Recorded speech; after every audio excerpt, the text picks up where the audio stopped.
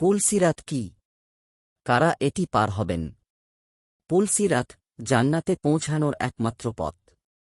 এটি ভিন্ন দুইটি ভাষার দুইটি শব্দ একসঙ্গে পরকালের একটি অবস্থার বর্ণনার মাধ্যমে স্বতন্ত্র বৈশিষ্ট্যপূর্ণ একটি শব্দে পরিণত হয়েছে। পুলসিরাত কি? কি ঘটনার সঙ্গে এটি সম্পর্কিত? পুলসিরাতের পরিচয়। পুল ও শব্দটি ফার্সি। এর অর্থ সেতু। সিরাত আরবি শব্দ। এর অর্থ রাস্তা বা পথ। জাহান্নামের উপর নির্মিত সেতুকে পুলসিরাত বোঝানো হয়েছে। হাশরের ময়দানে জান্নাত ও জাহান্নাম হাজির করা হবে। জাহান্নামের ওপর স্থাপন করা হবে পুলসিরাত।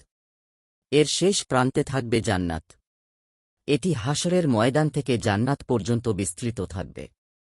হজরত আবু সাইদ খুদরি রাদিয়াল্লাহু আনহু বর্ণনা করেন, পুলসিরাত সম্পর্কে আল্লাহর দিদার ও সিরাতের বর্ণনায় এসেছে, অতপর পুলসিরাতকে এনে জাহান্নামের উপরে রাখা হবে। আমরা বললাম, হে আল্লাহর রাসূল, পুলসিরাত কি?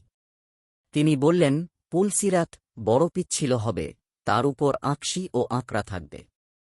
আরও থাকবে প্রশস্ত কাঁটালো, যার কাঁটাগুলো হবে বাঁকানো।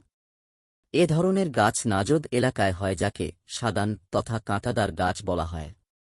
মুমিন তার পুলসিরাতের উপর দিয়ে চোখের পলকে বিদ্যুতের ন্যায় বাতাসের মতো ও উন্নত মানের দ্রুতগামী ঘোড়ার মতো দৌড়ে পার হয়ে যাবে। কিছু নিরাপদে নাজাতপ্রাপ্ত হবে, আবার কেউ আঁচড় খেয়ে নাজাত পাবে, আর কেউ খামচি খেয়ে জান্নামে পতিত হবে। বুখারী ও মুসলিম। ইমাম গাজালি রাহমাতুল্লাহি আলাইহি বলেছেন, পুলসিরাত হল জাহান্নামের ওপর প্রলম্বিত সেতু, যা তলোয়ারের চেয়ে ধারালো হবে এবং চুলের চেয়েও সূক্ষ্ম হবে।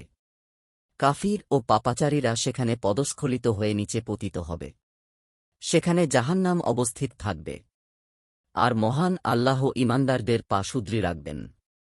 ফলে তারা চিরস্থায়ী নিবাসে পৌঁছে যাবে। কাওয়াইদুল আকাইদ। ইমাম আশারি রাহমাতুল্লাহি আলাইহি বলেন, পুলসিরাত হল জাহান্নামের ওপর স্থাপন করা দীর্ঘ সেতু। মানুষ তার আমল অনুযায়ী তা পার হবে। মানুষের আমলভেদে পুলসিরাত পার হওয়ার সময় চলার গতির ক্ষেত্রেও তারতম্য হবে। রিসালাতুন ইলা আহলিস সাগার। কারা পুলসিরাত পার হতে পারবে? শুধু মুমিনগণই একমাত্র পুলসিরাত পার হতে পারবেন। আর কাফের ও মুশরিকদের প্রত্যেকটি দল দুনিয়ায় যে সব মূর্তি ও শয়তান ইত্যাদি বাতিল উপাস্যের আনুগত্য ও ইবাদত করত, সে সব উপাস্য ও নেতাদের সঙ্গে জাহান্নামের আগুনে নিক্ষিপ্ত হবে। এ সম্পর্কে কুরআনুল কারিমে আল্লাহ তাআলা ঘোষণা করেন, তোমাদের মধ্যে এমন কেউ নেই যে তথায় পেঁচবে না। এটা আপনার রবের সুনিশ্চিত সিদ্ধান্ত। অতপর আমি পরহেজগারদের মুক্তি দেব আর জালেমদেরকে সেখানে নতজানু অবস্থায় ছেড়ে দেব। সূরা মারিয়াম আয়াত ৭১-৭২। আয়াতের আলোকে এ কথা সুস্পষ্ট যে প্রত্যেক মানুষকেই জান্নাতে যাওয়ার জন্য এ অন্ধকারাচ্ছন্ন ভয়াবহ পথ পুলসিরাত অতিক্রম করতে হবে। কারণ সেটাই হবে জান্নাতে পৌঁছানোর একমাত্র পথ। প্রত্যেক মানুষকেই এ পুল অতিক্রম করার পরীক্ষায় সম্মুখীন হবেন। যারা বিনা বাধায় তা অতিক্রম করতে পারবে তারাই সফল। কেননা পুলসিরাতের পরও জান্নাতের অবস্থান। আল্লাহ তাআলা পুলসিরাত অতিক্রমে মুত্তাকিদের মুক্তি দেবেন। আর যারা সীমা লঙ্ঘনকারী অত্যাচারী তাদের অসহায় অবস্থায় ছেড়ে দেবেন। অতপর বাকি থাকবে যারা প্রকাশ্যভাবে আল্লাহর ইবাদত করত, চাই তাতে তারা সত্য হোক বা মুনাফেক কপট হোক। এদের জন্যে জাহান্নামের উপর পুলসিরাত রাখা হবে।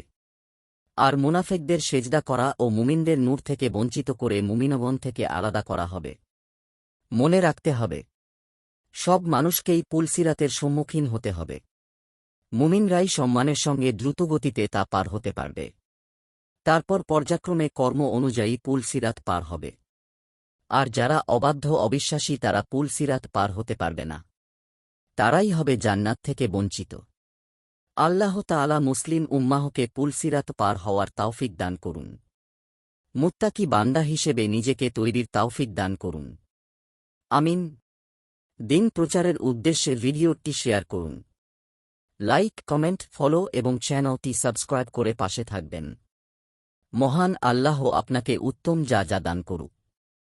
আমিন।